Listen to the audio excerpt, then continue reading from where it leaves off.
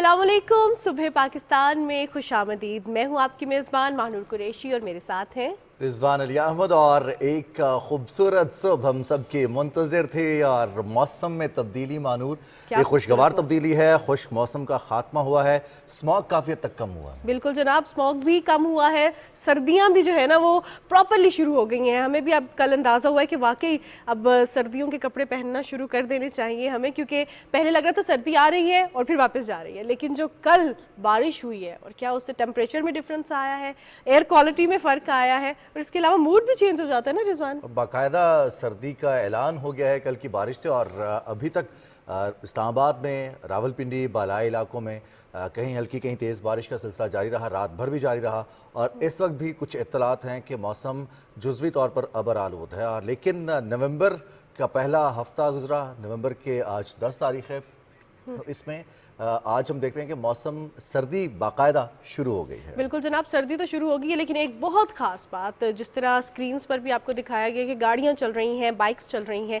जब भी हम ड्राइव कर रहे होते हैं तो रोड पे थोड़ा सा पानी बारिश के बाद खड़ा तो होता है। आपने एहतियात करनी है कि इतनी स्पीड से अपनी व्हीकल नहीं चलानी कि जो साथ पैदल चल रहा है बंदा उसके कपड़े ख़राब हो जाए और उसका मूड भी ख़राब हो जाए और फिर जो है आपका भी वो मूड ख़राब करे, क्योंकि बिल्कुल लड़ाई झगड़े हो एहतियात, जाते हैं। ड्राइव करते हुए एहतियात करें क्योंकि इस दौरान हादसात के खतरात में भी इजाफा हो जाता है। खैर जी, सुबह पाकिस्तान में हम कुछ आज प्रोग्राम में बात करेंगे और इस हवाले से अपने नाज़रीन को आगाह करेंगे। सबसे पहले हम जिक्र करेंगे निगरान वज़ीर आज़म मनवारुल्लाह का काकड़ के दौरा है उज़्बेकिस्तान का। ताशकंद में सरबराह इजलास हुआ 16वां इक़्तिसादी ताउन कौंसिल का। इसमें वज़ीर आज़म ने पाकिस्तान की नुमाइंदगी की और इस इजलास से कलीदी खिताब भी किया। जी जनाब, और इसमें बात की गई है कि रेल एंड रोड जो स्ट्रक्चर है, इंफ्रास्ट्रक्चर है, उसको बेहतर बनाने की बहुत ज़्यादा ज़रूरत है। वो कितना ज़्यादा ज़रूरी हुआ है फॉर द ट्रेड। इसके साथ साथ टूरिज़म के हवाले से भी बात की गई है, इस्लामोफोबिया के हवाले से भी बात की गई है और गज़ा में जो मुसलमानों पर बहुत जुल्म और बर्बरियत का सिलसिला जारी है उस हवाले से भी बात की गई है कि हम सब ने मिलकर काम करना है। विजन 2025 पाकिस्तान का जो है उस पर भी बात की गई है इसमें।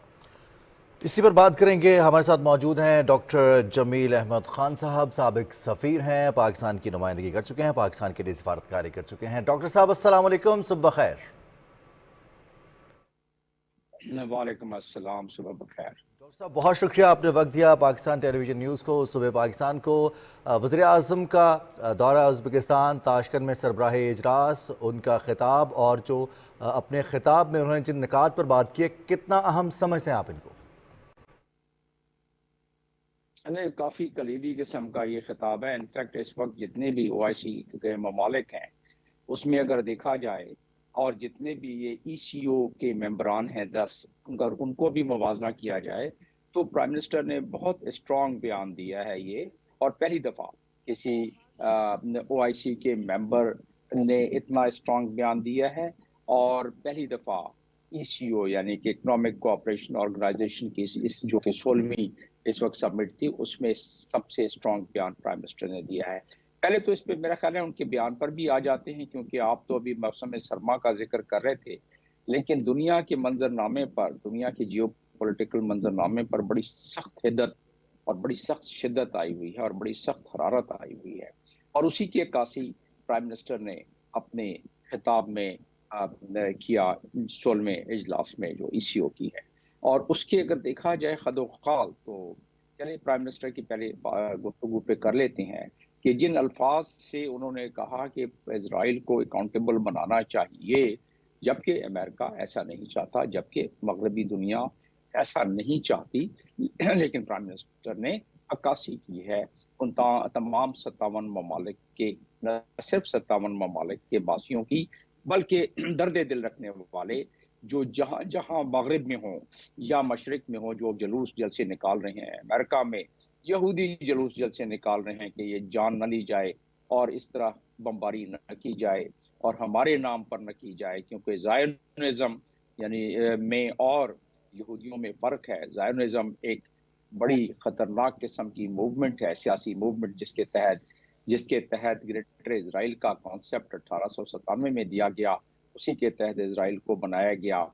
उसी के तहत अब ये जो आप जुल्म बर्बरियत देख रहे हैं, जिसमें के 30,000 टन का अमनेशन आसमानों से बरसाया गया, समुद्रों से बरसाया गया, फिजाओं से, जमीनों से बरसाया गया उन निहत्ते इनोसेंट लोगों पर, जो कि आज तकरीबन 10,900 अफराद जहाँ बात। तो वो जज्बात जब सरबराहान जाते हैं ऐसे इजलास में, क्योंकि ये मल्टीलैटरल फोरम है, ईसीओ यानी कि इकोनॉमिक कोऑपरेशन ऑर्गेनाइजेशन, तो ये मल्टीलैटरल फोरम पे जो दुनिया में हिद्दत और शिद्दत होती है उसका जिक्र आ जाता है। और प्राइम मिनिस्टर अब पाकिस्तान ने उस हिद्दत और शिद्दत का बड़ी बेहतरीन अंदाज से पेश किया। लेकिन मैं आता हूं कि उसके मजमरात क्या हो सकते हैं, ये भी हमें सोचना चाहिए। उन्होंने कहा, प्राइम मिनिस्टर ने, कि ये जो खतरनाक किस्म की लीथल बम्बार्डमेंट हो रही है गाजा में, इसको हम कंडेम करते हैं, बहुत डिप्लोरेबल है ये। उन्होंने और साथ में उन्होंने कहा कि कंडेमनेशन की जाए, जबकि अमेरिका और दुनिया के तमाम ममालिक वीटो कर रहे हैं इस लफ्ज को। जब सिक्योरिटी काउंसिल में कंडेमनेशन की बात आती है तो वीटो हो जाती है, लेकिन पाकिस्तान के हमारे चीफ एग्जीक्यूटिव ने, प्राइम मिनिस्टर ने इसका जिक्र किया। लेकिन फिर साथ में उन्होंने अपने ईसीओ मेंबरान को ये भी कहा कि ये जो ह्यूमैनिटेरियन असिस्टेंस वहाँ दी जानी चाहिए, और इजराइल को अकाउंटेबल तो उन्होंने पहले ही कह दिया था।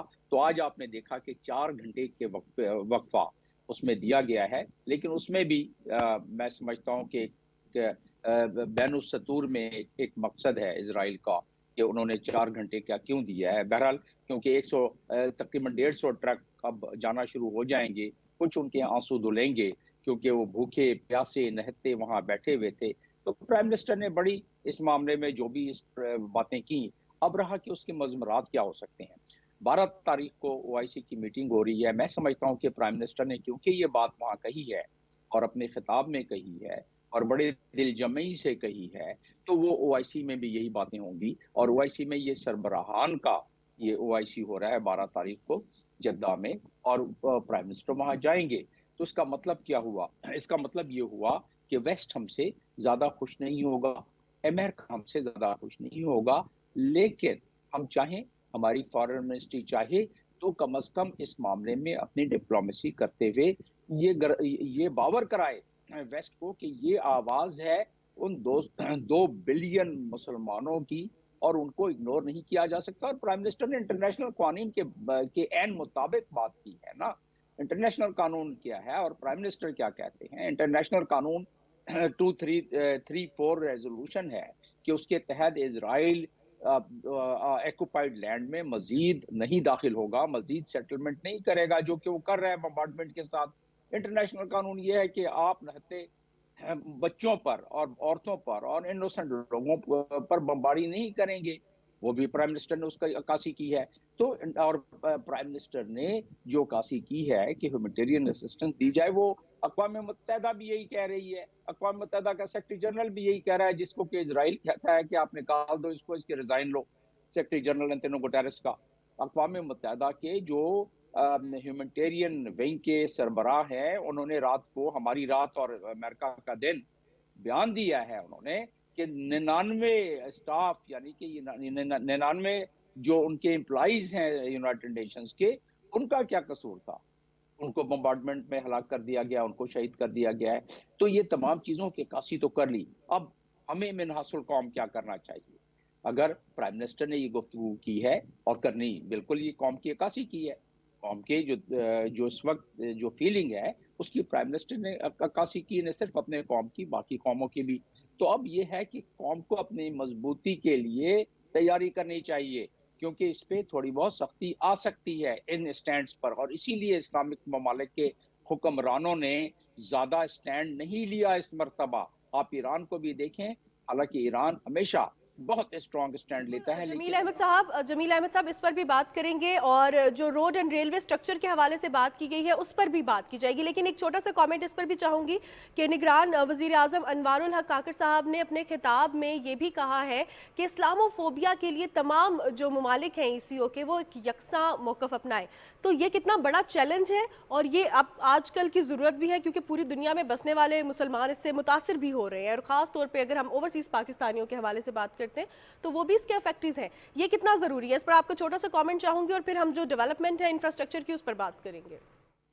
मैं आपको 30 सेकंड का इस पे कमेंट कर देता हूं। ये पाकिस्तान के फॉरेन ऑफिस का हमेशा से मौक़िफ़ रहा है, और प्राइम मिनिस्टर ने बिल्कुल बेहतरीन तरीके से उसको दोबारा पेश किया है इस प्लेटफॉर्म पर, ये ईसीओ प्लेटफॉर्म है क्या? ये मल्टीलैटरल प्लेटफॉर्म है जो कि अक़वाम मुत्तहिदा के चार्टर के तहत बना है और अक़वाम मुत्तहिदा के चार्टर चैप्टर 8 के तहत बना है। लिहाजा ये एक स्ट्रॉन्ग प्लेटफॉर्म है जिस पे उन्होंने जिक्र किया और दुनिया में इस पर बहुत काम हो रहा है। ओआईसी की रेजोल्यूशंस इस पे मौजूद हैं। अक़वाम मुत्तहिदा दिन मनाता है इसके बारे में, तो ये तो प्राइम मिनिस्टर ने एक ऐसी बात की जो कि बड़ी बैनुल-अक़वामी किस्म की इस वक्त ज़रूरत है। लेकिन प्राइम मिनिस्टर का इशारा था कि कुछ स्टेप्स लें, यानी कुछ ऐसे काम करें जिससे कि एक अवेयरनेस बढ़े और इस्लामोफोबिया का ये बुखार कम हो, ये बात की जो कि जिसकी ज़रूरत थी। और अब आप आ जाते हैं, आपने कहा कि इस इजलास में रेलवे के बारे में बात की है कि किस तरीके से रेलवे लाइन अफ़गानिस्तान से गुजरते हुए पाकिस्तान तक आ जाए। ये एक मंसूबा काफ़ी पुराना चला आ रहा है।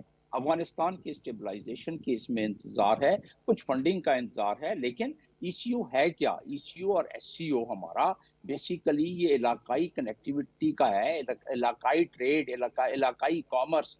और देखें इसमें हमें सबसे बड़ी एडवांटेज ये है कि जो शंघाई कोऑपरेशन ऑर्गेनाइजेशन जिसमें दो दुनिया की बहुत बड़ी कुव्वतें भी शामिल हैं, चाइना और रशिया, और उसके और ईसीओ के कॉमन मेंबर्स जो हैं वो किर्गिस्तान है, काजाकिस्तान है, ताजिकिस्तान है, उज्बेकिस्तान है और पाकिस्तान है। वही यही 5 मेंबरान जाके 10 मेंबर बना देते हैं ईसीओ में, जिसकी की सरबराही इजलास में भी प्राइम मिनिस्टर वहां गए। तो वो बेसिकली बाकी जो रह जाते हैं 5, वो Afghanistan, Azerbaijan, Iran, Turkey, Turkmenistan, ये ईसीओ के बाकी मेंबर रह जाते हैं। तो ईसीओ और एससीओ के आर्टिकल 3 को अगर देखें आप एससीओ के, तो वही मकासद आ जाते हैं जो कि एससीओ और ईसीओ के कॉमन है। तो लिहाजा ये इलाकाई लिहाज से और इस जियोपॉलिटिकल मंजरनामे में जो कि दुनिया में बहुत तेजी से बढ़ रहा है, इस जियोपॉलिटिकल मंजरनामे में इस किस्म के मल्टीलैटरल फोरम इस ब्लॉक में बहुत कलीदी अहमियत अख्तियार कर जाएंगे। और जो मकासद हैं ईसीओ के, जिसमें रेलवे लाइन भी शामिल है, उन मकासद को दवाम मिलेगा। और उन मकासद में है क्या?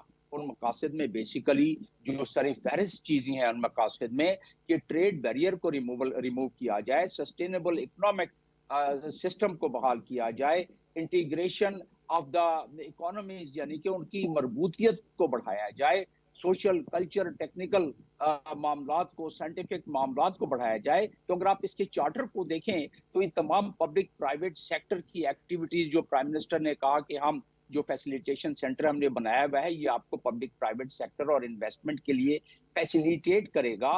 ह्यूमन रिसोर्स होता क्या है? होता यह है कि ये तमाम चीजें अगराज़ो मकासद जो दिए गए हैं उसके गोल में, यानी कि ईसीओ के, इकोनॉमिक कोऑपरेशन ऑर्गेनाइजेशन के, प्राइम मिनिस्टर ने उसको एक दरिया को कोजे में बंद करके ये चीज पेश करने की कोशिश की है और उसी पर ही काम होते हैं। मल्टीलैटरल फोरम पे एक दिन में उसका रिजल्ट नहीं आ जाता है, बरसा बरस लगते हैं। ये 85 से ये फोरम बना हुआ है लेकिन इस पे कोई काम नहीं हुआ। एक तो अफगानिस्तान वाला मसला आ गया बीच में जो कि कनेक्टिविटीज को इफेक्ट करता था, दूसरा ट्रेड को, अगर हमारे पास कनेक्टिविटी ना हो तो उसकी प्राइस ज्यादा बढ़ जाती है, वायबल नहीं होता है। तो ट्रेड, कॉमर्स, लेकिन जो बाकी मामलात हैं, अब पाकिस्तान इसका प्रेसिडेंट बन रहा है और उसकी सेक्रेटरी जनरल हमारा होगा, तो इस पे काफी पेशरफ्त हो सकती है प्राइम मिनिस्टर के इस गुफ्तगू के बाद, क्योंकि फॉरेन ऑफिस पे भी इस पे मुतहर्रिक हो जाएगा और हमारे पास प्रेसिडेंसी होगी तो हम इस पर काम। रेलवे लाइन जरूरत है, ये जाके कनेक्ट करती है एससीओ के मकासद को भी और बीआरआई के मकासद को भी। तो इस पूरे खित्ते में बहुत ज्यादा तब्दीलियां, मस्बत तब्दीलियां इस ब्लॉक में पैदा हो रही हैं और मेरे हमवतनों को इस चीज का इदराक होना चाहिए कि हम बाकी चापखलिश छोड़ के हम इकोनॉमी साइड पर, अपनी मईशत के साइड पर जरा सर जोड़ के बैठे। मेरे प्यारे सियासतदान जो कि इस मुल्क में पता नहीं इस वक्त तक तो लोगों में बेहतरी नहीं ला सके, लेकिन खुदारा अब कोशिश करें कि कोई सर जोड़ के बैठें, अपनी बिला वजह मुखालफत को बालाए ताक रख के लोगों की जिंदगियों को, ये ईसीओ को इस्तेमाल करें, एससीओ को इस्तेमाल करें, अपनी मरबूतियत को इस्तेमाल करें, अपने हालात को बेहतर करें, अपने स्ट्रक्चर को बेहतर करें।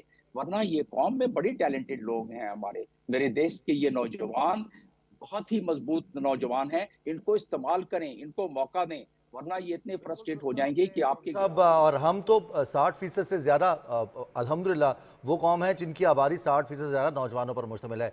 डॉक्टर साहब, इस मौके पर जो ECO का इजलास हुआ है, दो तरफा मुलाकात भी हुई। एक तो ओवरऑल इजलास था जिसमें तमाम ममालिक, मेंबर ममालिक इसमें शरीक हुए, अपने अपने सरबराहान हुकूमत ने अपने अपने ख़यालात का इजहार किया, खिताब किया, तजावीज़ पेश की। निगरान वज़ीर आज़म नवाज़ुल हक़ काकड़ ने भी राब्ते पर और मुश्तरका तरक्की पर उसके फ़रोग़ पर जोर दिया। जो साइड लाइन मुलाकातें होती हैं उनकी अहमियत कितनी ज़्यादा होती है ऐसे मौके पर? जो भी मल्टीलैटरल ऑर्गेनाइजेशंस हैं, मैंने आपको बताया कि वो चैप्टर 8 के तहत बनते हैं, चाहे वो ECO या OIC हो या यूरोपियन यूनियन हो या अफ्रीकन यूनियन हो या नेटो हो, ये सारे ये मल्टीलैटरल फोरम है। जब यहाँ सरबराहान जाते हैं, जैसे G7 हो गया, G20 हो गया, तो सरबराहान अपने साइड पर और साइड लाइन पर बायलैटरल मीटिंग भी करते हैं। वो बायलैटरल मीटिंग जो है वो आइस ब्रेकिंग के तौर पर काम करता है और उस पर फिर मुख्तलिफ मुताल्लिका फॉरेन ऑफिसेस काम करना शुरू करते हैं। बिल्कुल अहमियत के हामिल हैं। सरबराहान से खासतौर पर वज़ीर आज़म की हमारी मुलाकात हुई है वहाँ उज़्बेकिस्तान के सदर से, जो कि बड़ी अच्छी बात है। और उसके अलावा बाकी जो 10 ममालिक के सरबराहान हैं उनसे जो शेक हैंड मीटिंग होती है वो भी काफ़ी अहमियत की हामिल होती है। और इसी तरीके से मामलात मुल्कों के बढ़ते हैं। देखिए हमारे पास इन ममालिक में जो ECO के ममालिक हैं, इनमें अगर मरबूतियत आ जाए, जो प्राइम मिनिस्टर ने जिक्र किया, उसकी इंटीग्रेशन जिसे कहा जाता है, अगर वो मरबूतियत आ जाए तो उसमें यह है कि जिसके पास चीज़ वाफिर अंदाज में है वो दूसरे को देता है, जिसके पास कम है वो दूसरे से मंगवाता है।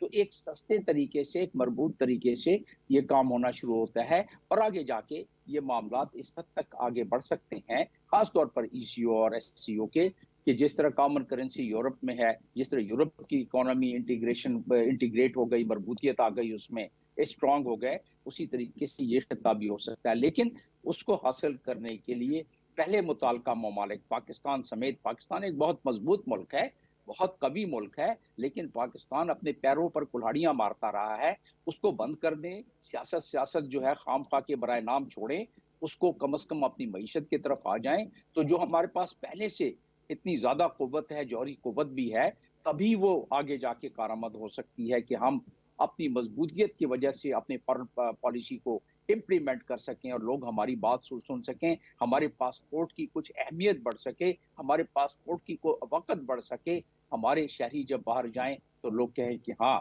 ये भी किसी अच्छे मजबूत मुल्क से आए हैं। तो उसके लिए मेहनत करनी पड़ेगी। मेरे इस वतन के नौजवानों को उदास नहीं छोड़ना चाहिए। 120 मिलियन ये नौजवान हैं और जब वो मेरे सामने, जब मैं लेक्चर देने जाता हूँ यूनिवर्सिटीज में कहीं-कहीं, तो बहुत दफ़ा बहुत मायूसी का इज़हार करते हैं और उसके लिए मैं उनको यही कहता हूँ और मैंने अपने जज़्बात की अक्कासी करते हुए कुछ लिखा और वो अपने नौजवानों को आपके प्लेटफ़ॉर्म से, ECO के हवाले से, इस खित्ते में इक़्तिसादी तरक्की लाने के हवाले से, अपने मुल्क में इक़्तिसादी तरक्की लाने के हवाले से, अपने नौजवानों की नाउमीदी को ख़त्म करने के लिए मैं क्या कहा करता हूँ कि मेरे देश के जवानों, हिम्मत न हारना, कुदरत का इम्तिहान है, हिम्मत न हारना और नई नस्ल के चिरागों, उम्मीद रखो बाकी, ये मुल्क है तुम्हारा, हिम्मत न हारना और खुशहाल तुम रहोगे, सरशार तुम रहोगे, दुश्वार इस घड़ी में, हिम्मत न हारना। फॉरेन रिजर्व कम हो रहे हैं,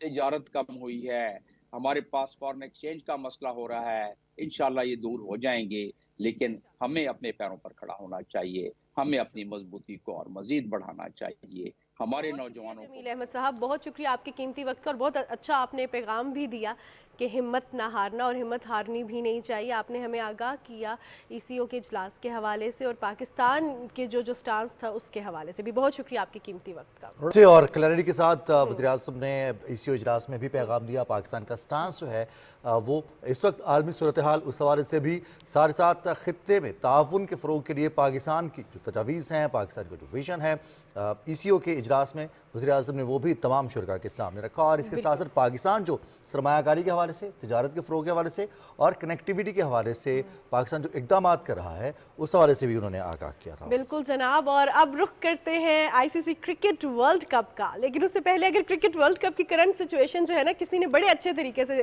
सोशल मीडिया पर एक शेर में लिखी थी। वो शेर ये था कि वो तेरे नसीब की बारिशें किसी और छत पर बरस गई। हम मुंतज़िर थे बेंगलुरु में बारिश होगी, लेकिन वो बारिश कल रावलपिंडी, इस्लामाबाद, पाकिस्तान के भला इलाकों में होती रही। बेंगलुरु में बारिश हुई कल, लेकिन मैच शुरू होने से पहले, और जो इत्तलात आ रही थी कि अर्ली ऑन कल सुबह बारिश हुई बेंगलुरु में, लेकिन जैसे ही मैच के लिए प्लेयर्स ग्राउंड में पहुंचे, स्टेडियम पहुंचे, वहां पर बारिश रुक गई, धूप निकल आई, कवर्स हटा दिए गए, टॉस हुआ, तो फिर उसके बाद शायद कहीं 30वें ओवर के बाद के हल्की फुल्की बारिश के चांसेस बने, लेकिन बारिश नहीं हुई।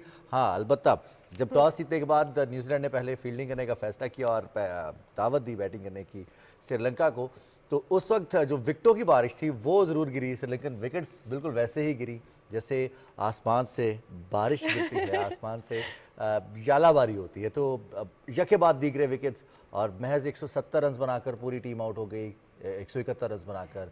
और सबसे बड़ी पार्टनरशिप महानूर आखिरी विकेट की थी कल की श्रीलंकन साइड में, और जो टेल पर 10वीं विकेट के लिए पार्टनरशिप थी उसमें रन्स बने। लेकिन हम देखते हैं कि इतने बड़े रन्स नहीं थे कि न्यूजीलैंड जैसी टीम को परेशानी होती, या श्रीलंका ने कल उस मैच को सिर्फ एक कंसोलिडेशन मैच के तौर पर ही लिया।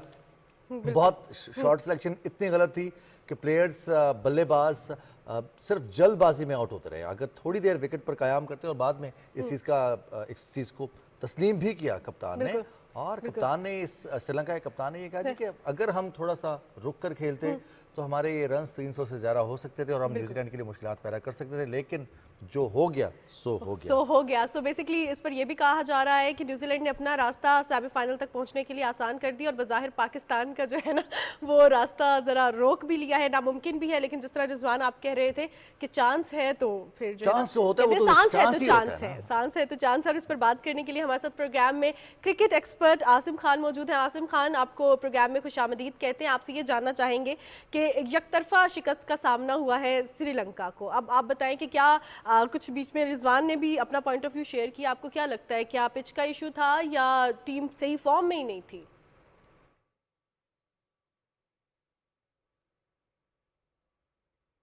जी अस्सलाम वालेकुम। सबसे पहले तो मैं ये कहूँगा कि देखें, आप श्रीलंका के जो देख रहे हैं हालात जो हैं आजकल, वहाँ के मिनिस्टर ने डिज़ोल्व कर दिया क्रिकेट बोर्ड और वो बड़ी प्रॉब्लम में है। उनकी आप बॉडी लैंग्वेज देखें प्लेयरों की, कोई प्लेयर जो है वो एक दूसरे से जेल होता हुआ नज़र नहीं आ रहा। हर बंदा अपनी अपनी क्रिकेट खेल रहा है, और कल जो हुआ है वो उसी का नतीजा है। देखिए, आपने जो भी करना था आप टूर्नामेंट के बाद करते। उनके मिनिस्टर साहब ने जो भी फैसला किया, जैसे भी वो देखें, वो उनका इंटरनल मामला है, हमें उसमें इंटरफेरेंस नहीं करनी चाहिए। मगर देखिए, असूल ये है कि आप जब टूर्नामेंट, इतना बड़ा टूर्नामेंट हो रहा है, आप वहाँ पे आपने क्रिकेट बोर्ड डिसॉल्व कर दिया है, आपको ऐसा नहीं करना चाहिए था। आपकी टीम डिस्टर्ब हो गई, टोटली आपका सिस्टम ख़त्म हो गया। और वैसे जो कल वो खेले वो बड़े बेदिल से खेले हैं, और ऐसे लगा है जैसे वो सिर्फ एक टाइम गुजारने आए हैं और टाइम पास करने के लिए 50 ओवर खेल रहे हैं। That's all. फर्दर आप कोई क्रिकेट नज़र नहीं आई। लास्ट विकेट के ऊपर उन्होंने स्कोर किया है, तो ऐसा होता नहीं है वैसे क्रिकेट में।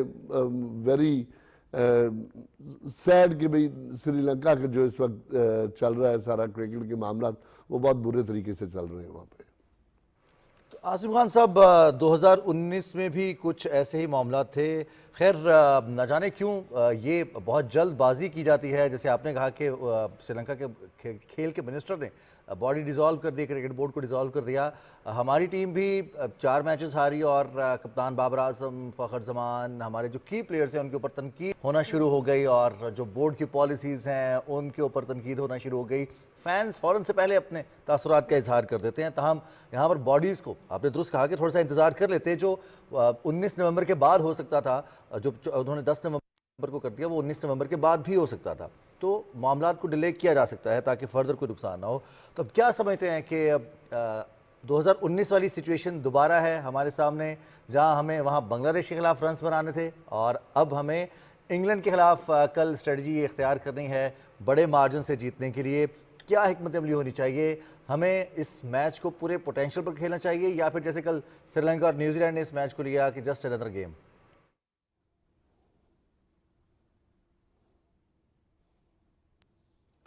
देखिए, मैं ये कहूंगा कि पाकिस्तान की टीम थ्रू आउट जो है वो, जब हमें चाहिए थे स्कोर करने और आउट करना चाहिए था, तब हम बिल्कुल एक टीम लगे ही नहीं।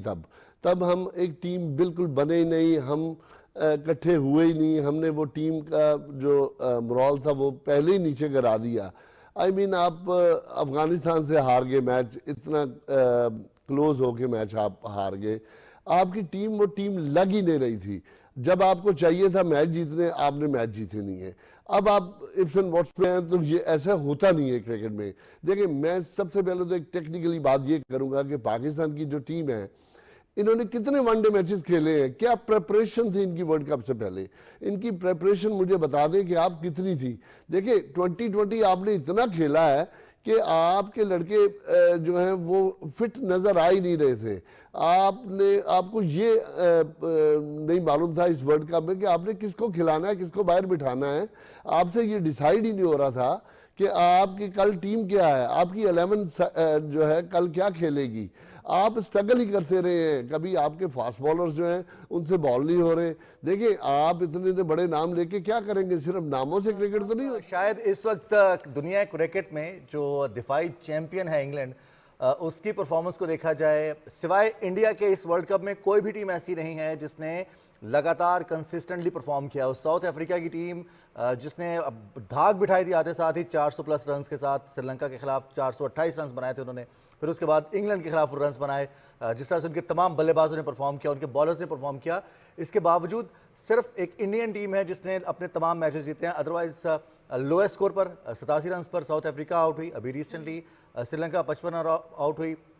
इंग्लैंड की टीम सिर्फ एक मैच जीत सकी इस पूरे वर्ल्ड कप में, और कल दूसरा मैच उन्होंने जीता नीदरलैंड्स के खिलाफ। तो परफॉर्मेंस तो वहाँ पर भी मसाइल हैं और टीम्स के मसाइल तो वहाँ पर भी हैं, लेकिन ड्यूरिंग द वर्ल्ड कप जैसे हमारे यहाँ बहुत सारे लोग हैं अपनी ज़ाती पसंद नापसंद की वजह से एक इवेंट में गई हुई टीम, इवेंट में लीड करते हुए कैप्टन के ऊपर तनकीद करना शुरू कर देते हैं, कंट्रोवर्सीज आना शुरू हो जाती हैं। क्या ये दुरुस्त रवैया है कि हम टीम को बैक करें और टिल द एंड, जब तक क्वालिफिकेशन सिनेरियो सामने नहीं आ जाता, क्वालिफिकेशन होती है नहीं होती है वो बात की बात है, लेकिन हम बतौर सपोर्टर्स टीम को तो सपोर्ट करें।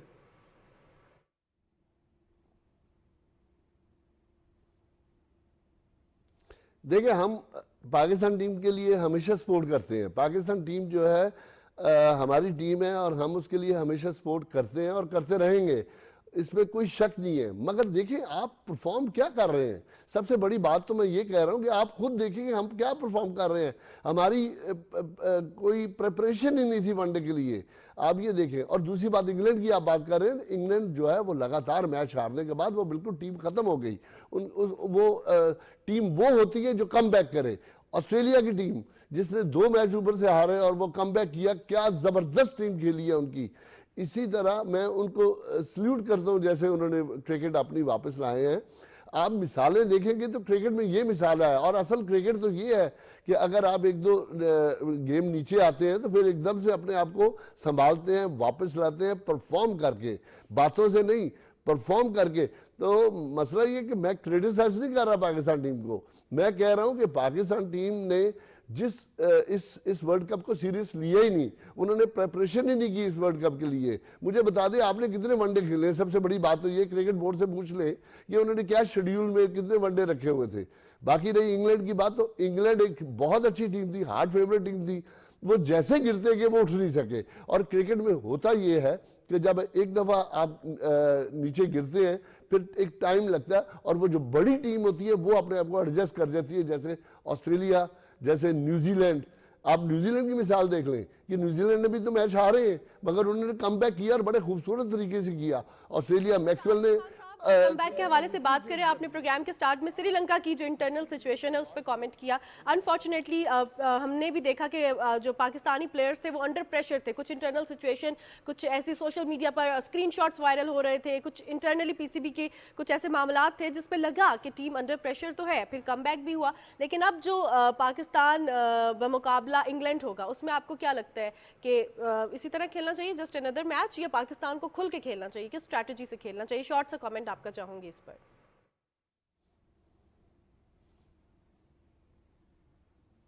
देखिए पाकिस्तान को खुल के खेलना चाहिए, हमें कुछ लूज करने के लिए हमारे पास कुछ भी नहीं है।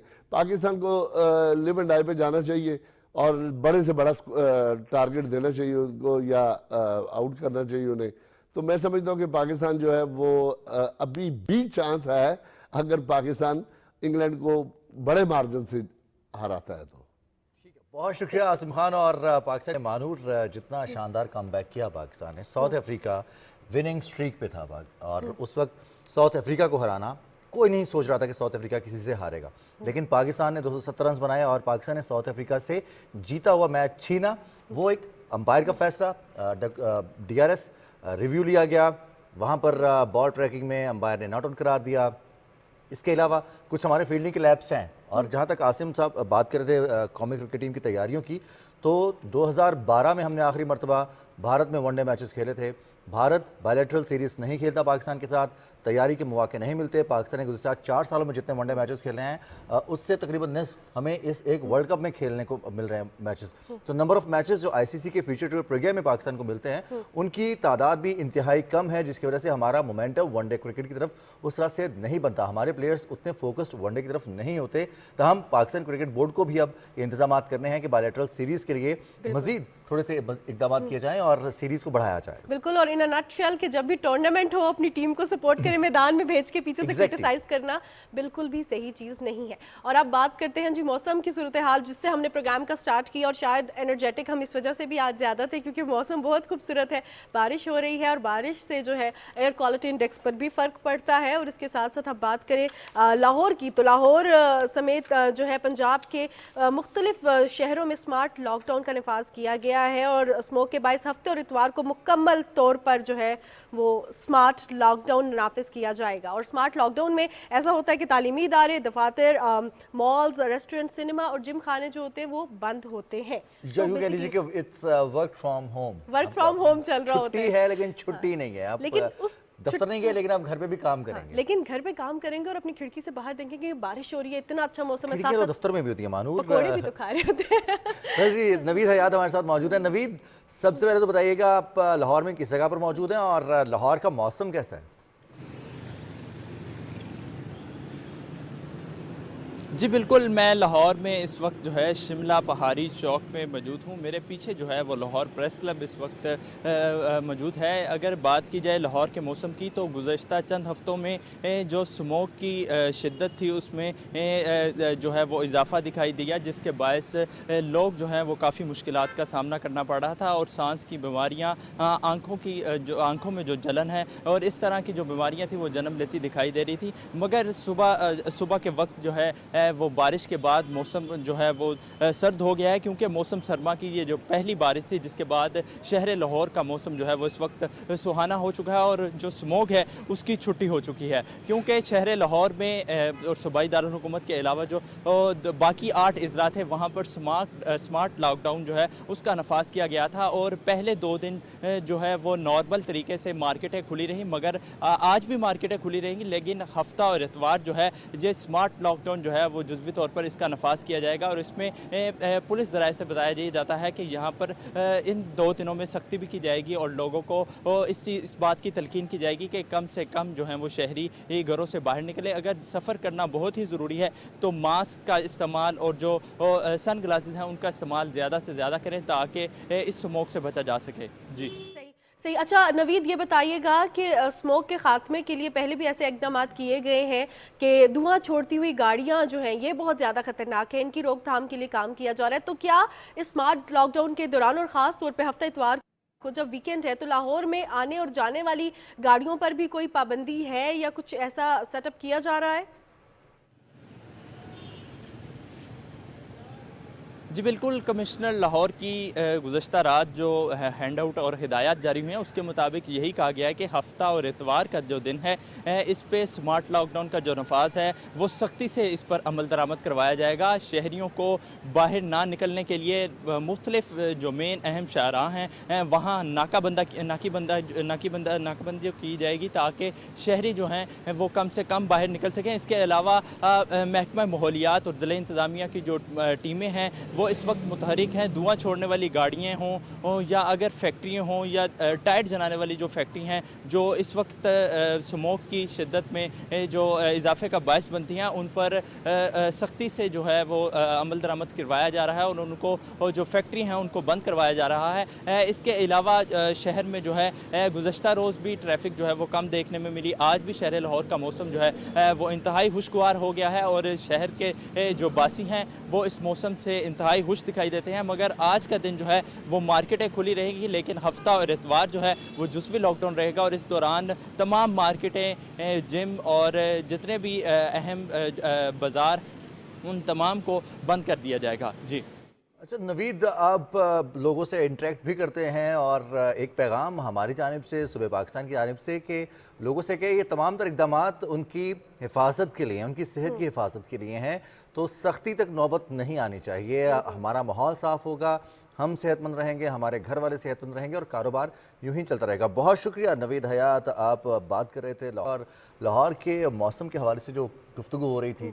बारिश तो हो गई है, स्मॉग में कमी हो गई है, लेकिन इसके बावजूद मौसम ऐसा है, स्मॉग हर साल इसके असरात होते हैं, बहुत सारे लोग बीमार होते हैं। इसके लिए हिफाजती तदाबीर बताई जाती है, मास्क का इस्तेमाल करना है, अपनी सेहत का ख्याल रखना है, घर से बाहर गैर ज़रूरी तौर पर नहीं निकलना और सबसे अहम कि हमें अपने माहौल को साफ़ रखने के लिए खुद किरदार अदा करना है। बिल्कुल जनाब, और ये बहुत ज़्यादा ज़रूरी भी है। और जहाँ जहाँ पे पब्लिक ट्रांसपोर्ट है तो आई बिलीव कि पब्लिक ट्रांसपोर्ट का इस्तेमाल बहुत ज़रूरी है, आपके फाइनेंशियल हेल्थ के लिए भी, आपकी अपनी हेल्थ के लिए भी, कि थोड़ा सा वॉक करते हुए स्टॉप तक जाए अगर आपके घर के पास एक अच्छी पब्लिक ट्रांसपोर्ट की सहूलत मौजूद है। और ये अच्छा है कि हम इस चीज़ को मद्देनज़र रखें कि हमने कार्बन एमिशन को कम करना है। और उसके लिए ये जो हमारा आजकल ट्रेंड है ना कि हर बंदा चाहता है कि मेरे पास अपनी पर्सनल कार हो, घर में अगर 4 अफराद हैं तो 4 के 4 कोशिश करेंगे कि अपनी कार हो, तो इसको ज़रा हमने अवॉइड करना है। अब सूरत हाल जो हेल्थ की है उस पर बात करते हैं। कोंगो वायरस की बात ही कर रहे थे। ओह हाँ, ये भी हेल्थ की बात है, लेकिन अच्छा रिजवान, बहुत पहले कोंगो वायरस के हवाले से हमने सुना कि बहुत ज़्यादा फैल रहा है, लेकिन अब फिर ये बलूचिस्तान में फैलना शुरू हो गया है। ये क्यों फैल रहा है, इससे जो हमारे डॉक्टर्स हैं, जो हमारा पैरामेडिक स्टाफ है, वो किस तरह मुतासिर हो रहा है, उसके हवाले से हम बात करेंगे। क्योंकि पूरे सूबे में हेल्थ एमरजेंसी का निफाज किया गया है। इस हेल्थ एमरजेंसी में क्या होगा and the most important thing कि जो नुकसान हुए हैं हमने उसको कैसे कवर अप करना है। हमारी हेल्थ तो ख़राब जब हो जाती है तो उसका इलाज कैसे मुमकिन है, क्योंकि it is like in the one province. अब पूरे पाकिस्तान में अल्हम्दुलिल्लाह ये नहीं फैला और उसकी रोकथाम के लिए अब इकदाम किए जा रहे हैं। वो क्या इकदाम हैं, इस पर बात करने के लिए हमारे साथ प्रोग्राम में डॉक्टर सैयद फैसल महमूद मौजूद हैं, जो कि एसोसिएट प्रोफेसर हैं और सेक्शन हेड है आगा खान यूनिवर्सिटी हॉस्पिटल में। सबसे पहले तो आपको खुशामदीद कहते हैं। डॉक्टर साहब, आपसे ये जानना चाहूँगी कि बेसिकली कोंगो वायरस फैलता कैसे है और क्या जो है इसकी अलामात होती हैं, क्या साइन एंड सिम्टम्स हैं बॉडी पे इसके? ये जो कोंगो वायरस है, इसके फैलने के जो बुनियादी तरीका है, ये जानवर से इंसानों में फैलता है। जो टिक होता है कीड़ा, उसके ज़रिए। अलबत्ता डायरेक्ट खून से भी फैल सकता है, अगर किसी का खून से कांटेक्ट हो और ऐसे शख्स से या ऐसे जानवर से जिसको ये इन्फेक्शन हो।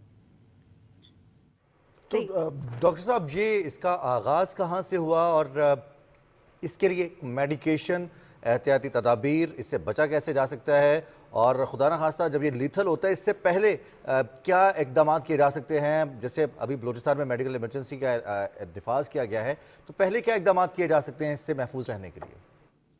इसमें 2-3 चीज़ें। एक तो ये कि ये बीमारी जो है ये बहुत अनकॉमन बीमारी नहीं है, यानी कि ये पाई जाती है इस पूरे खित्ते के अंदर, टर्की से लेके यहाँ पाकिस्तान तक। पाकिस्तान के अंदर ज़्यादातर जो केसेस पाए जाते हैं वो बलूचिस्तान और KPK के इलाके में पाए जाते हैं। एंड चूँकि इसका जानवरों से ज़्यादा ताल्लुक है, तो वो लोग जिनके घर में मवेशी हैं ख़ास तौर पे, उनको ज़्यादा एहतियात करने की ज़रूरत होती है। अलबत्ता हस्पताल में भी ये फैलता है। कोई मरीज़ है जिसको ये इन्फेक्शन है और अगर वो ब्लीडिंग कर रहा है तो ये फैल सकता है। ये जो केसेस आ रहे हैं, ये ज़्यादातर जो है ये एक ही हस्पताल से आए हैं जहाँ पे ये एक मरीज़ दाखिल हुए थे इस इन्फेक्शन के साथ। ये इन्फेक्शन अभी तक एटलीस्ट इस मौसम में या आजकल जो है ये कम्युनिटी में नहीं, यानी कि ये हमारे माशरे में नहीं फैला हुआ है। ये सिर्फ उस अस्पताल के ही सारे जो अमले हैं जिनका राब्ता हुआ था एक पेशेंट के साथ और वहाँ से फिर दूसरे लोगों के साथ, वो फैल रहा है। ये पूरे सूबे में नहीं फैला अभी। सही सही। अच्छा डॉक्टर साहब, जब भी कोई इस तरह का वायरस आता है तो अक्सर जो है वो रूमर्स बहुत ज़्यादा फैलना शुरू हो जाती है, मिस इन्फॉर्मेशन बहुत ज़्यादा फैलती है, लोग इंटरनेट पर या व्हाट्सएप ग्रुप में जो मैसेज फॉरवर्ड हो रहे होते हैं उन पर अमल पैरा हो रहे होते हैं। अब रूटीन में किन चीज़ों की एहतियात ज़रूरी है? अगर किसी को कॉन्गो वायरस हो जाता है तो क्या उसके साथ खा पी नहीं सकते, या उसको प्रॉपर आइसोलेशन में रखना है, या इन केस खुदा न खास्ता किसी की डेथ हो जाती है तो उस प्रोसीजर में सारी कौन कौन से एहतियाती तदाबीर इख्तियार करना ज़रूरी है? जी, ये एक्चुअली आप बिल्कुल सही कह रही हैं कि आई थिंक खौफ ज़्यादा फैला हुआ है। एंड सबसे इम्पोर्टेंट बात ये है कि ये वायरस जो है ये इतनी आराम से नहीं फैलता। अगर किसी को कॉन्गो का इन्फेक्शन है और उसको ब्लीडिंग नहीं हो रही है, उल्टी नहीं हो रहा है, तो फिर ये आम हवा के ज़रिए नहीं फैलता। ये कोविड नहीं है, ये फ्लू नहीं है। ये सिर्फ सिक्रीशंस से फैलता है, यानी कि खून या उल्टी या इन सब चीज़ों के साथ। दूसरी चीज़ ये कि एहतियात पॉइंट ऑफ व्यू से ये कि अगर आपको लगे कि आपका किसी से कॉन्टैक्ट हुआ है जिसको कॉन्गो है, या किसी जानवर से कॉन्टैक्ट हुआ है, आपको बुखार हो रहा है, तो डेफिनेटली डॉक्टर या हॉस्पिटल की तरफ रुजू करें। शुरू के दिनों में, बिल्कुल इब्तदाई दिनों में, एक दवाई है जो हम दे सकते हैं जो काम करती है। उसके अपने साइड इफ़ेक्ट भी हैं, मगर वो हम शुरू कर सकते हैं।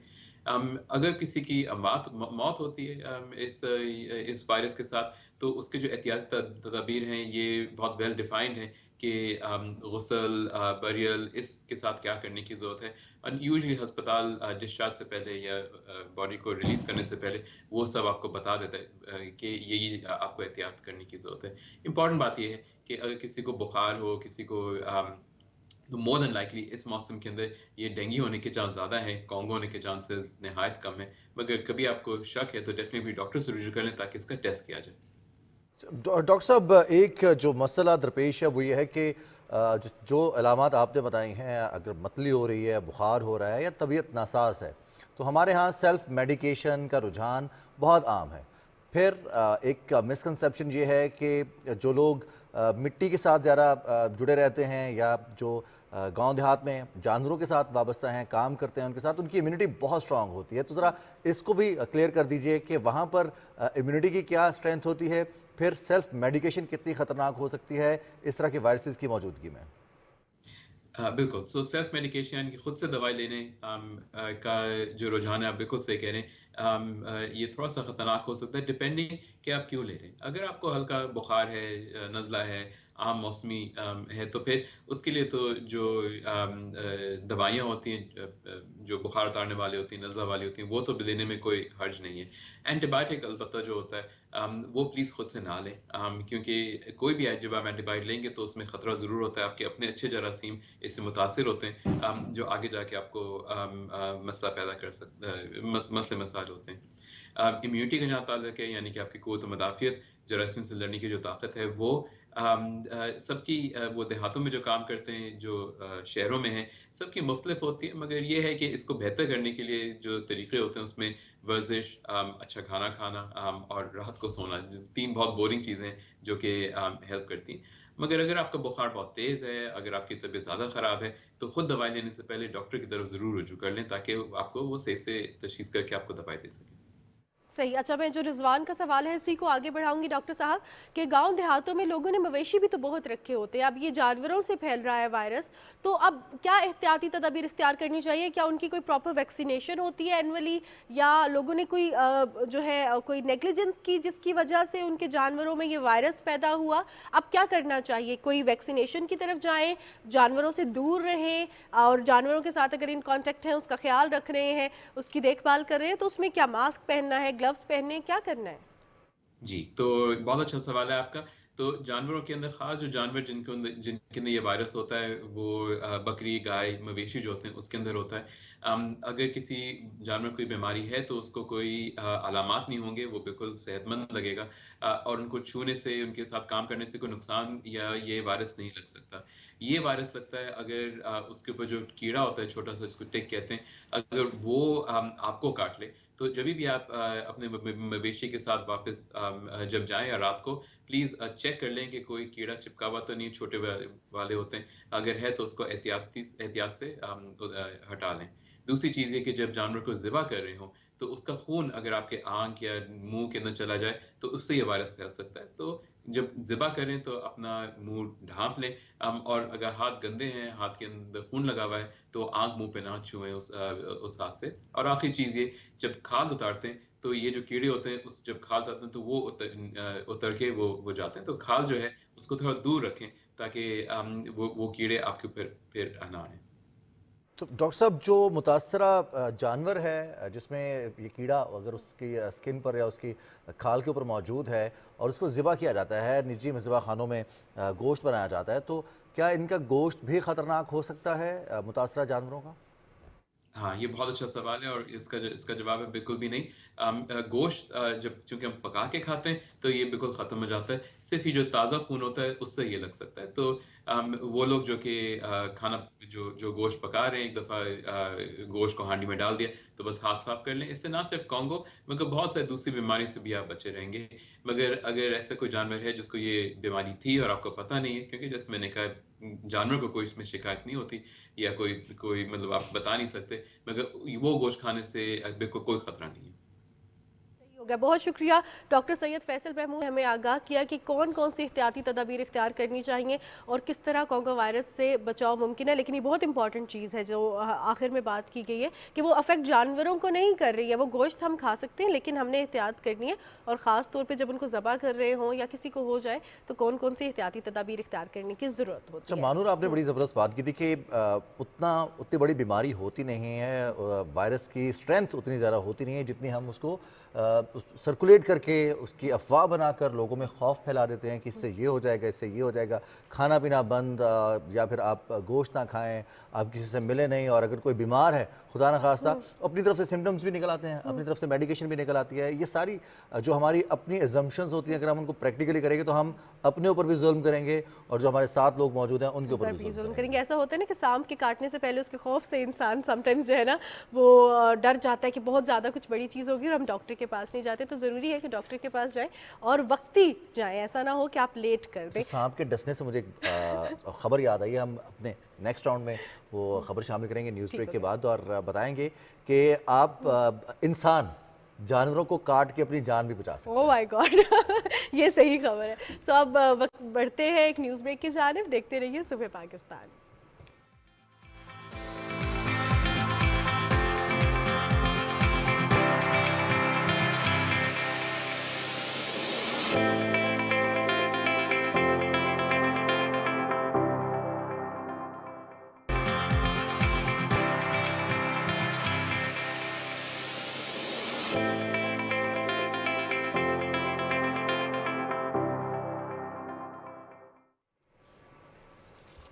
सुबह पाकिस्तान में एक बार फिर खुशामदीद। और सुबह पाकिस्तान में अक्सर औकात जो दूसरा घंटा होता है ना हमारे प्रोग्राम का, उसमें हम आपको बताते हैं कुछ डिफरेंट, कुछ कल्चर के हवाले से, कुछ पाकिस्तान के हवाले से, पाकिस्तान के लोगों के हवाले से और सकाफ़त के हवाले से। और अगर सकाफ़त के हवाले से बात की जाए तो हम बात करते हैं लोक मेला की, जो एनुअल मेला है लोक वर्सा की जानिब से मुनक्किद किया जाता है हर साल। इस दफ़ा भी वो मेला जारी है, 3 नवंबर से स्टार्ट हो गया था और संडे तक जो है ये मेला जारी रहेगा। और इसमें आपको डिफरेंट पेविलियंस में पाकिस्तान के डिफरेंट कल्चर्स देखने को मिलेंगे। सिंध, पंजाब, बलोचिस्तान, खैबर पख्तूनख्वा, गिलगित बल्तिस्तान और कश्मीर का कल्चर, ना सिर्फ कल्चर आप देख सकते हैं, सकाफत देख सकते हैं, बल्कि वहाँ पे मज़ेदार जो खाने हैं उससे भी लुत्फ़अंदोज़ हो सकते हैं। इसके अलावा अगर बात की जाए खानों के हवाले से तो अक्सर जब हम भी किसी भी मेले में जाते हैं, किसी भी जगह जाते हैं, तो वहाँ से सुवेनियर्स लाजमी खरीदते हैं। और सुवेनियर्स जब हमने किसी जगह के खरीदने हो तो हम जो उनकी कल्चरल चीज़ें होती हैं ना, जैसे रिजवान उनके खुद से, जैसे उनकी कोई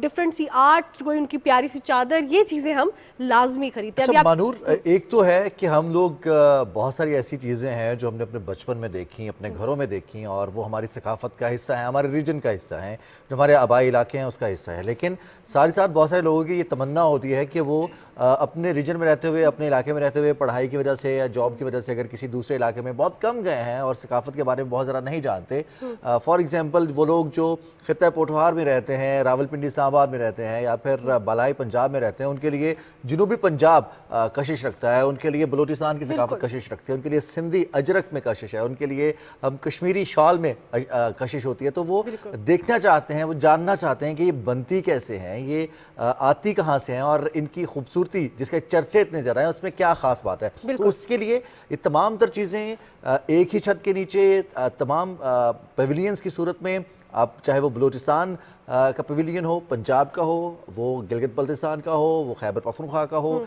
या फिर सिंध बलूचिस्तान का हो, पंजाब का हो, वो तमाम चीज़ें एक ही जगह पर और पूरे का पूरा कल्चर, जैसे आपने कहा ना मानूर, खाना है, पहनना है, तहजीब व तमद्दुन, रहना, रहन सहन और फिर खुशी से जुड़े जितने भी एलिमेंट्स हैं वो इसमें शामिल होते हैं। जैसे अभी कुछ देर पहले हम डांस देख रहे थे, कल हमने प्रोग्राम में जो म्यूजिक था पंजाबी फोक म्यूजिक, ढोल, और अभी जो स्क्रीन पर चल रहा है ढोल और इसकी थाप, ये एक ख़ास एलिमेंट है।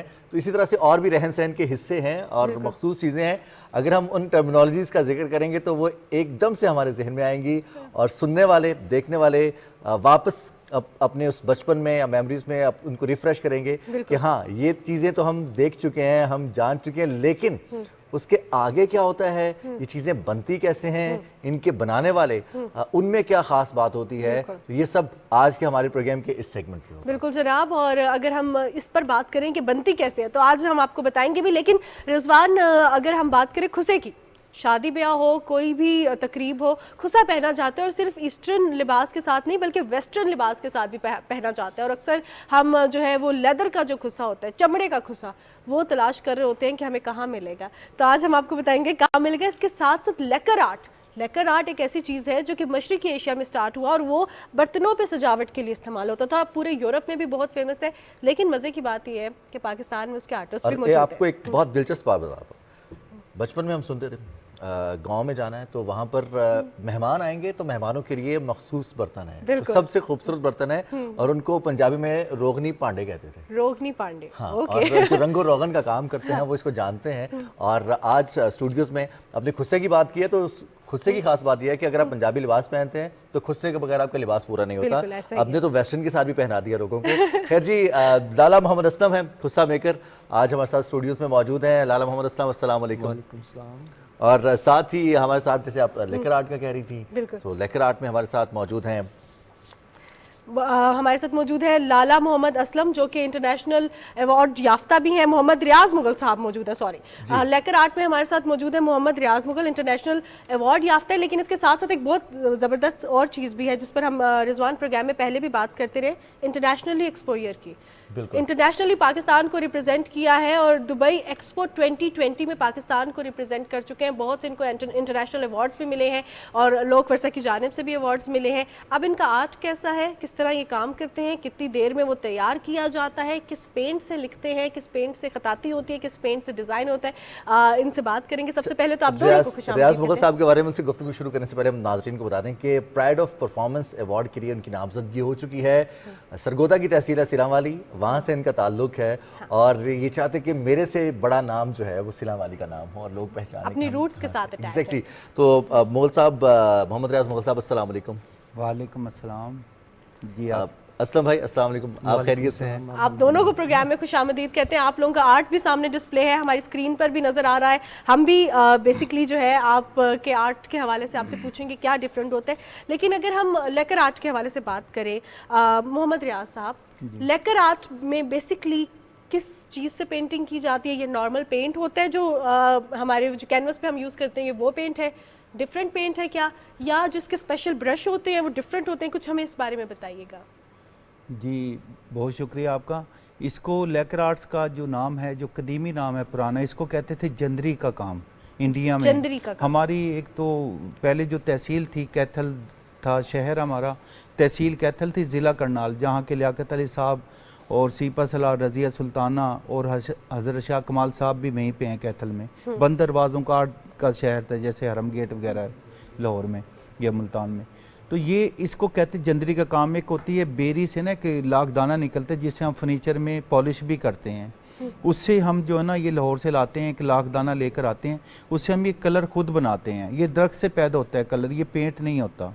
सही। इसमें ख़ास बात ये है, ये पेंट नहीं होता इसमें, ये जितने भी आप मेरे सामने कलर देख रहे हैं ना, हम ये खुद अपने हाथ से तैयार करते हैं। ये देसी काम है बिल्कुल, ये किताबों वगैरह में नहीं मिलता। जिसे रोगन कहा जाता है, ये नहीं, लाख दाने से, लाख दाना जिसको कहते हैं, जिससे हम सील भी करते हैं ना किसी चीज़ को, वो लाख दाना होता है। तो उससे ये हम इसको करते हैं, पहले सीज़न करते हैं वुड को, सीज़न कर रफ़ करने के बाद फिर इसको सुखाते हैं, फिर इसको शेप देकर ना 3 लेयर्स लगाते हैं। 3 लेयर्स लगाने के बाद फिर जो मराहिल है, ये मेरे पास एक औजार मैं आपको दिखाता हूँ जो अपने हमरा लाया हूँ, इसको हम कहते हैं लोहे की एक कलम होती है।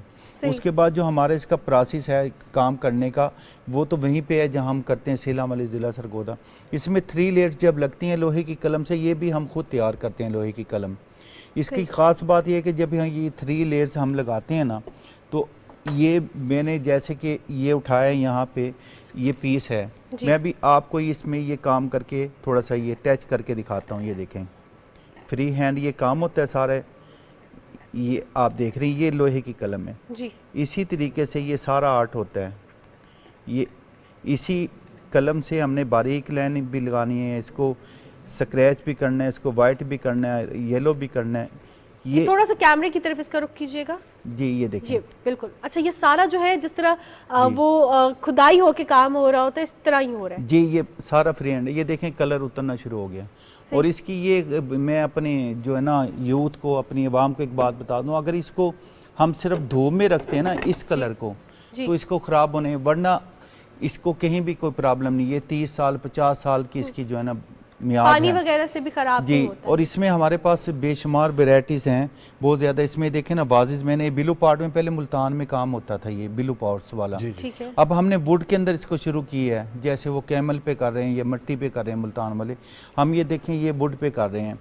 इसमें बिलू पार्ट, इसमें देखें ये हमने कैलीग्राफी जो की है, ये पूरा कलमा मुबारक हमने लिखा है। ये सारा फ्री हैंड ही सारा काम करते हैं। इसी तरीके से हमने ये टेबल है हमारे पास, इसमें बारीक मुगल आर्ट है। ये लैंप्स रखा हुआ साइड पे इसमें है, इसमें कैलीग्राफी हम करते हैं। इसमें सिलम वाली में हमारे पास लैंप्स हैं, क्लॉक्स हैं, ज्वेलरी बॉक्स होते हैं। ओवरऑल जितनी भी आप पाकिस्तान में या इंटरनेशनल सतह पे सामान जा रहा है वो हमारा जा रहा है। कंटेनर जाते हैं, चाइना भी जो नमैशें होती हैं हमारी तरफ से ही होती हैं। स्प्रिंग बास्केट होती है इसमें जो है ना, आप देखें जी बहुत ज़्यादा जो हमारी वैरायटी है वो आपको मिलेगी। ठीक है रियाज मुगल साहब, एक यहाँ पर क्योंकि दुनिया तरक्की कर रही है, साइंस में एडवांसमेंट हो रही है और आर्टिफिशियल इंटेलिजेंस भी आ गई है, अब लेज़र पेंटिंग भी आ गई है। वो किसी भी मटेरियल के ऊपर आप जो नक्शो निगार बनाना चाहें वो बना सकते हैं। इस चैलेंज के साथ अपने हाथ से तैयार करदा फनपारों को और इस फ़न को महफूज करने के लिए कितना स्ट्रगल करना पड़ता है? स्ट्रगल तो सर बहुत ज़्यादा करना पड़ता है। मेरे देखें, मुझे ना तकरीबन 45 साल हो गए मुझे खुद काम, अबाई काम था घर का, तालीम के साथ साथ ये काम बचपन से ही सीख लिया था, नादानी की उम्र से ही। ये फ़न तो ऐसा कि इसको सीखते जाएं, बस ही काम है। इसमें लैंडस्केप भी हम बनाते हैं, पोर्ट्रेट भी है। जैसा कि मैंने आपसे पहले भी जिक्र किया, इमाम काबा साहब आए थे मुशर्रफ दौर में, उनको सीनियर पेश किए हैं।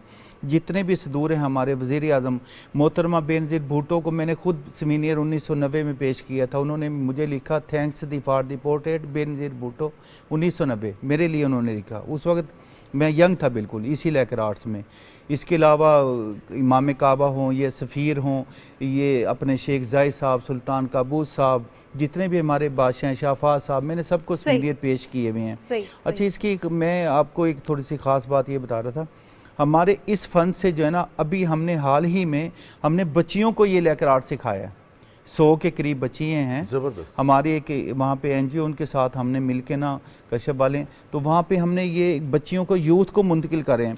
हमने खुद ही इसको, अगर ये फ्लावर सीखने तो 5 साल लगते हैं। आप यकीन नहीं करेंगे, हमने 3 माह में हमने बच्चियों को ये लेकर आर्ट सिखा दिया जदीद तरीके से। और PTV के हवाले से आज मैं पहली मरतबा आपसे बात कर रहा हूँ। मैं अक्सर बात करता हूँ, चाइना बहुत तरक्की पे है, हमारी अगर सरपरस्ती हुकूमत पाकिस्तान करे ना, चाइना कुछ भी नहीं कर सकता। अभी भी लेकर आर्ट देखें कितना जदीद हो गया चाइना, अभी भी लेकर आर्ट वो नहीं करता। हमारी जितनी भी वैराइटीज़ हैं वो चाइना अभी भी नहीं बना रहा, ना बना सकता है वो।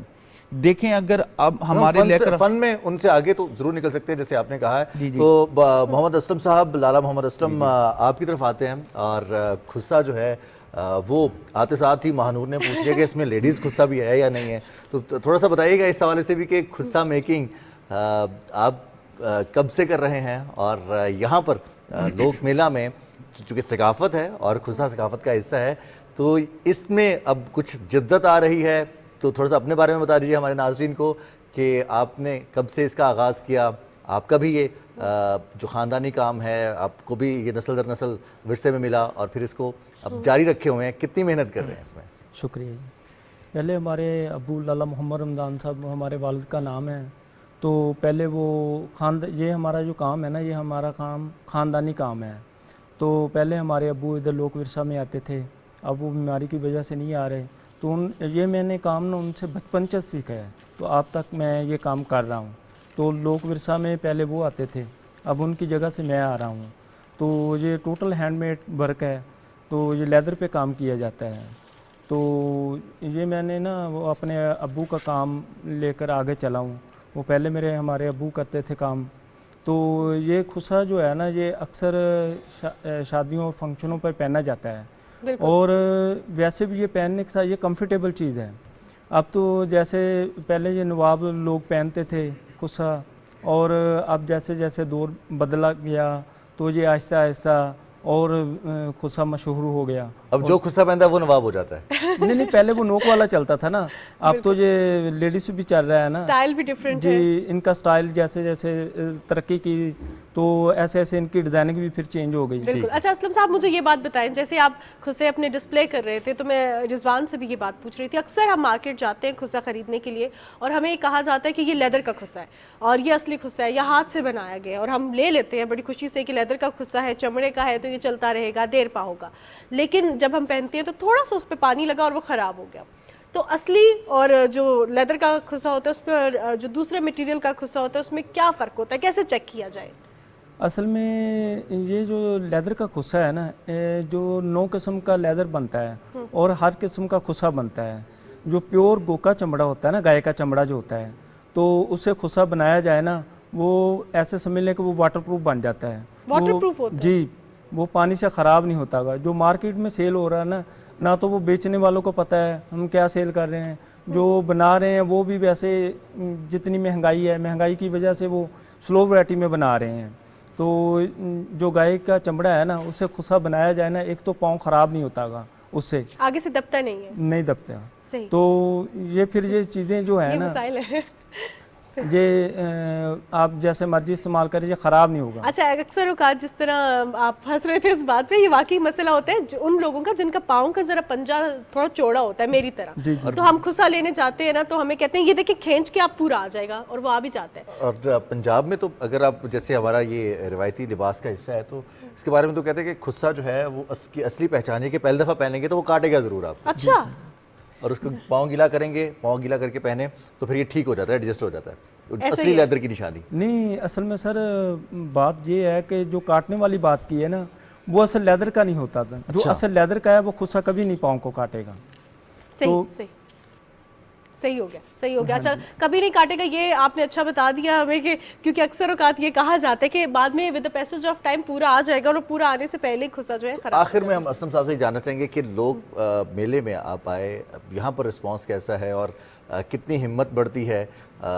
आपको अवार्ड्स भी मिले हैं, और आप इस काम को मज़ीद मेहनत से जारी रखेंगे इंशाल्लाह। लोक विरसा में आकर, एक तो हम लोक विरसा जो है ना, वो हमारा जो काम है ना, वो लोक विरसा वाले हमारे काम को प्रमोट करते हैं, और हमें यहाँ आके लोगों से तारुफ भी होता है, और हमारा काम मज़ीद तरक्की पे जाता है।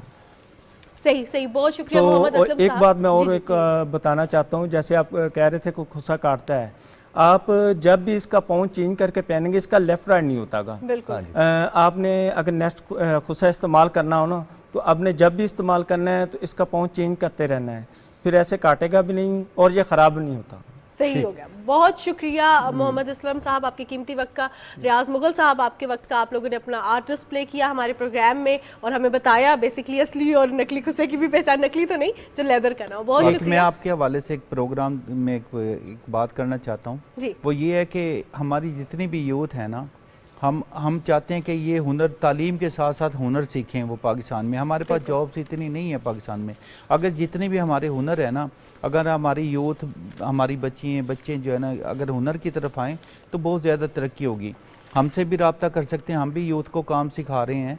तो ये जितना भी हमारा हुनर है लेकर जी इंशाल्लाह, और पाकिस्तान तरक्की करेगा। स्किल्स के ऊपर तवज्जो खुसूसी तौर पर दी भी जा रही है, और साथ साथ स्किल मैनेजमेंट के ऊपर और स्किल डेवलपमेंट के ऊपर भी काम हो रहा है। बहुत शुक्रिया, हमारे मौजूद मेहमान हमारे साथ मौजूद थे। और जहाँ तक स्किल्स की बात होती है तो स्किल्स डेवलप हो जाते हैं, सीख लिए जाते हैं, और अगर किसी को कुछ स्किल आता है तो वो किसी दूसरे को भी सिखा सकते हैं। बिल्कुल जनाब, स्किल्स के हवाले से बात करें अभी रिजवान, क्योंकि रिजवान का ताल्लुक न्यूज़ से रहा है, और रिजवान ने मुझे एक बड़ी मज़ेदार बात बताई ब्रेक में। उसने कहा कि अगर कोई कुत्ता इंसान को काटे तो ये खबर नहीं होती, और इंसान अगर कुत्ते को काट ले तो ये खबर होती है। तो मुझे बड़ा अजीब लगा, लेकिन एक खबर हमारे सामने ऐसी भी आई है, क्योंकि अब हम जानवरों परिंदों के हवाले से बात करें तो रिजवान एक बड़ी दिलचस्प सी खबर थी जो आपने हमें बताई, जिसमें मगरमच्छ वाली। जी बिल्कुल, लेकिन उससे पहले हम तोतों का जिक्र कर लेते हैं। चलिए ठीक हो गया जी, तोतों का जिक्र करते हैं। हुआ ये है कि शनाख्ती कार्ड की तो हर एक को ज़रूरत होती है, हमारी आइडेंटिटी होती है, लेकिन अब जो है तोतों को भी शनाख्ती कार्ड दिए जाएंगे, और शनाख्ती कार्ड जारी करने का फैसला कर लिया गया है। पालतू तोतों और उनके मालिकान को खसूसी शनाख्ती कार्ड नंबर जारी किए जाएंगे,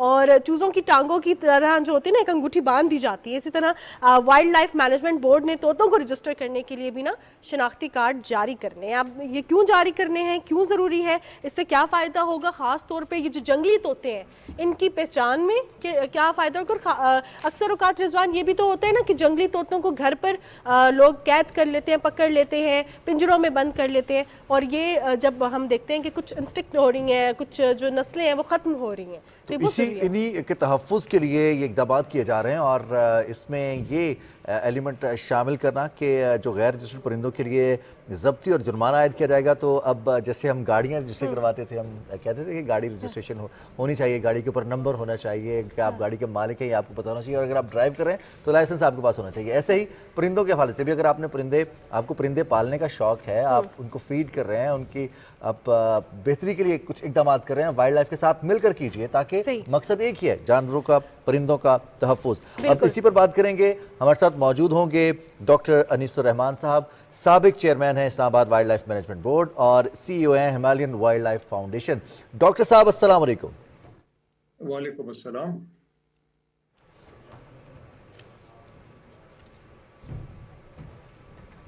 डॉक्टर अनीस हमारे साथ मौजूद हैं। डॉक्टर साहब, आपसे ये जानना चाहूंगी कि ये क्या ऐसा हुआ कि तोतों के शनाख्ती कार्ड जारी करने का जो है वो टाइम आ गया, क्यों सोचा गया कि तोतों को भी शनाख्ती कार्ड जारी किए जाएंगे, रीज़न क्या थी?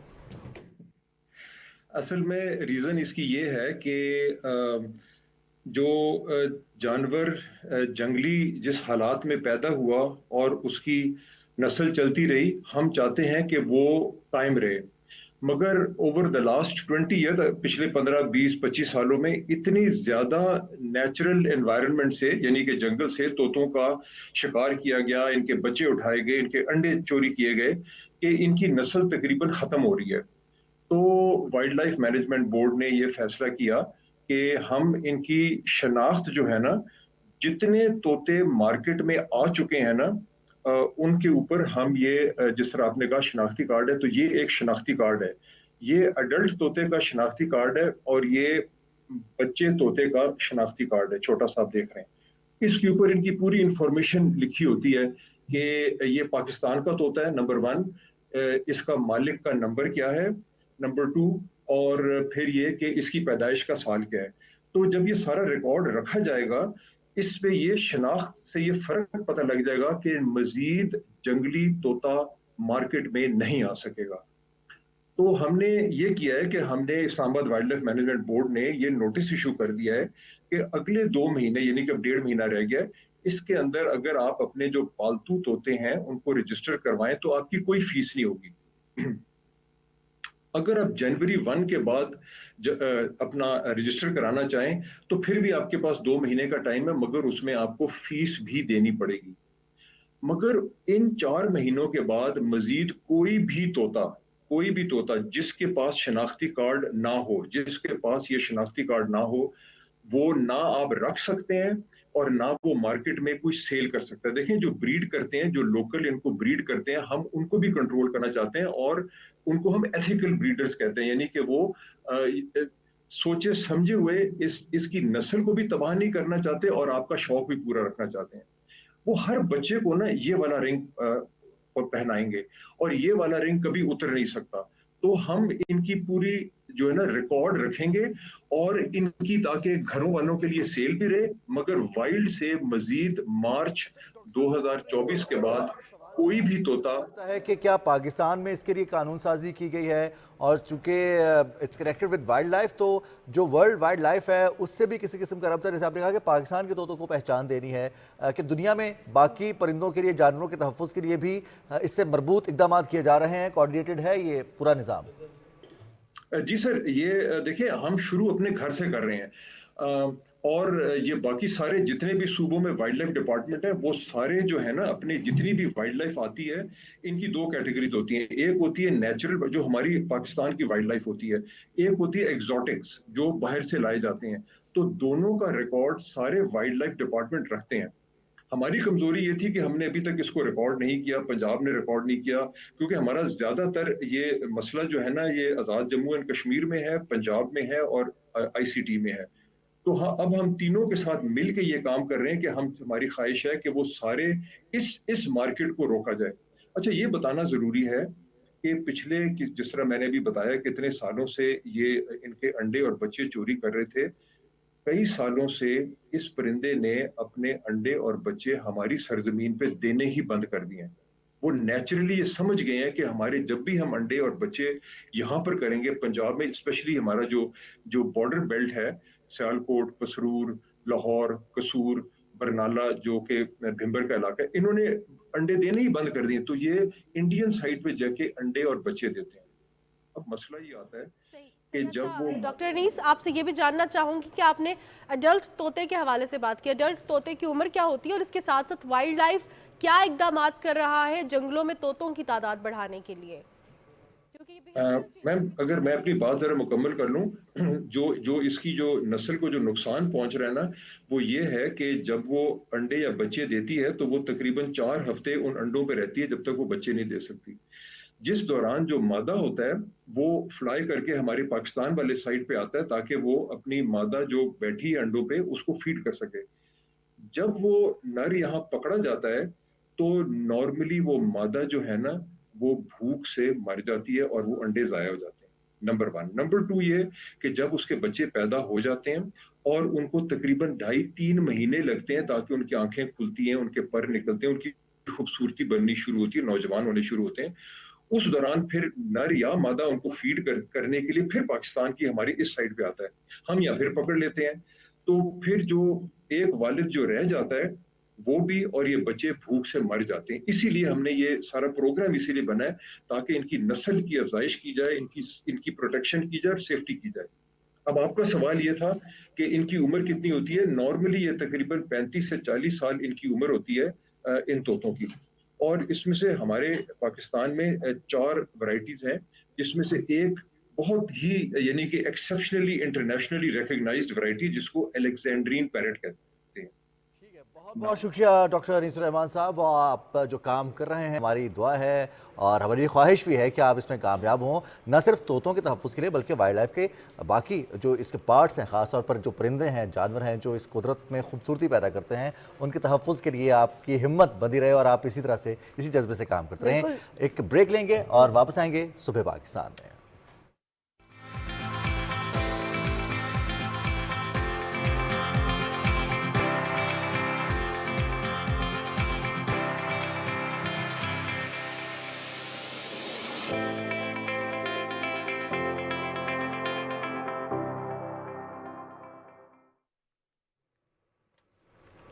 सुबह पाकिस्तान में एक बार फिर आप सबको खुशामदीद कहते हैं और आप जिक्र करते हैं इस्लाम की तालीमात के हवाले से, ख़ास तौर पर अमन व सलामती के हवाले से, जो पूरी दुनिया में आजकल रिक्वायर्ड भी है, नीड भी है, और इसको अगर कहा जाए नीड ऑफ एन आवर तो वो है। और अगर इस्लाम को देखा जाए तो इस्लाम कोड ऑफ कंडक्ट है जो कि इहतराम इंसानियत की बात करता है, पीसफुल कोएग्जिस्टेंस के हवाले से बात करता है। एक दूसरे का एहतराम सिर्फ इस बेसिस पे भी करना चाहिए कि हम इंसान हैं, एक इंसानी रिश्ता, ह्यूमैनिटेरियन रिलेशनशिप के हवाले से इस्लाम बात करता है। और रिजवान, अगर हम बात करेंगे जो आजकल फ्रस्ट्रेशन है, लड़ाई झगड़े हैं, एक दूसरे के साथ हम एक अनहेल्दी कंपटीशन में हैं और इस सिचुएशन में अगर बात की जाए तो हमारे पास कोड ऑफ कंडक्ट है, दैट इज़ इस्लाम। बिल्कुल, और इस्लाम मजहबी रवादारी की बात भी करता है। इसी पर बात करेंगे। मुफ्ती गुलजार अहमद नईमी साहब ने हमें स्टूडियोज़ में ज्वाइन किया है। मुफ्ती साहब अस्सलाम वालेकुम, बहुत बहुत शुक्रिया, हम आपको खुशामदीद कहते हैं, आपने कीमती वक्त दिया है। इस्लाम मजहबी रवादारी, दूसरों के मजहब के एहतराम के हवाले से भी पैगाम देता है, क्या कहिएगा? बिस्मिल्लाहिर्रहमानिर्रहीम। बहुत शुक्रिया। मैं समझता हूँ कि इस्लाम वो एक ऐसा अजीम मज़हब है कि जिसके अंदर जो रवादारी के उसूल और ज़ाब्ते हैं वो किसी और मज़हब में जो है वो नहीं पाए जाते। यानी रवादारी क्या है? तहम्मुल और बर्दाश्त, टॉलरेंस है, दूसरों को एक्सेप्ट करना है। इस्लाम ने जो है वो कभी भी हमें जबर नहीं सिखाया है और कभी भी अपने आइडियाज़ को और अपने ख़यालात को दूसरों पर मुसल्लत करने की कभी भी जो है वो हौसला अफजाई नहीं की है, बल्कि एक रास्ता इस्लाम का हमें बताया है और फिर उस रास्ते पर चॉइस दिया है। ख़ुद इंसान को बहैसियत इंसान चॉइस दिया है कि हमने इन्ना हदैना हो सबीला इम्मा शाकिरम व इम्मा कफूरा, कि हमने इंसान को एक रास्ता दिखाया है। अब चाहे तो उस रास्ते को जो है वो अपना ले, चाहे तो वो उस रास्ते से डाइवर्ट कर जाए।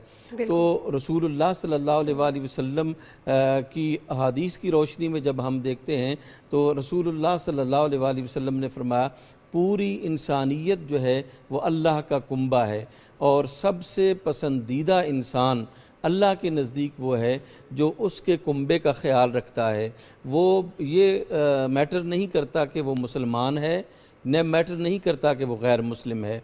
रसूलुल्लाह सल्लल्लाहु अलैहि वसल्लम की तालीमात के मुताबिक जो है वो हमें इंसानों के साथ अच्छा सलूक करने का, बल्कि इंसान तो कुजा हैवानों के साथ भी इस्लाम तो अच्छा सलूक करने का हुक्म देता है। खुद रिसालत मआब सल्लल्लाहु अलैहि वसल्लम की जो सीरत तय्यबा है उस हवाले से हमें ये पता चलता है कि आप सल्लल्लाहु अलैहि वसल्लम जो है जब मक्के से हिजरत करके मदीना तशरीफ़ लाए तो वहाँ पे यहूदियों के 3 बड़े कबाइल थे, बनु नुज़ैर, बनु कानुका और एक तीसरा कबीला था। उनके साथ आप सल्लल्लाहु अलैहि वसल्लम ने मुआहदात फरमाए। उनके साथ आप सल्लल्लाहु अलैहि वसल्लम ने एक को एग्जिस्टेंस का जो प्रिंसिपल है उस पर अमल करने के हवाले से उनको अपना अलाइज़ करार दिया और उनकी खुशी को अपनी खुशी, उनके गम को अपना गम करार दिया है। मैं ये समझता हूँ कि जब इस रियासती माहौल में जब हम रहते हैं तो हमारा फ़र्ज़ बनता है कि मुसलमानों का भी ख्याल रखें, गैर मुस्लिमों का भी ख्याल रखें और वो दीगर कम्युनिटीज़ जो पाकिस्तानी हैं, देखिए हम सब पाकिस्तानी हैं और पाकिस्तानी की हैसियत से हमें इस मुल्क में रहना चाहिए और मज़हब जो है वो हमें जबरन किसी को मुसलमान बनाने की तरफ लेके नहीं जाता, बल्कि कुरान मजीद की वाज़ेह तालीमात हैं कि ला इकराह फिद्दीन, दीन में कोई जबर नहीं है। बिल्कुल, और हम अपने अमल से सिखा सकते हैं और जो सबसे अहम चीज़ है। बहुत शुक्रिया मुफ्ती गुलजार अहमद नईमी साहब, आप स्टूडियोज़ में तशरीफ़ लाए। और मानूर, तवक्कुफ़ जिसे हम पॉज कहते हैं, अगर हम अपनी ज़िंदगी में एक पॉज शामिल करें, थोड़ा सा तवक्कुफ़ कर लें, थोड़ा सा इंतज़ार कर लें, तो हमारे बहुत सारे मसाइल हल हो सकते हैं। रिएक्ट करने के टाइम को थोड़ा सा डिले कर लें। इसी नोट पर हम आपसे इजाज़त लेंगे। बिल्कुल जनाब, अपनी मेज़बान माहनूर कुरैशी को इजाज़त दीजिए और मेरे साथ थे रिजवान अली अहमद। हमें इजाज़त दीजिए, अपना बहुत सारा ख्याल रखिएगा। आपसे इंशाल्लाह मुलाकात होगी अल्लाह ने के बाद।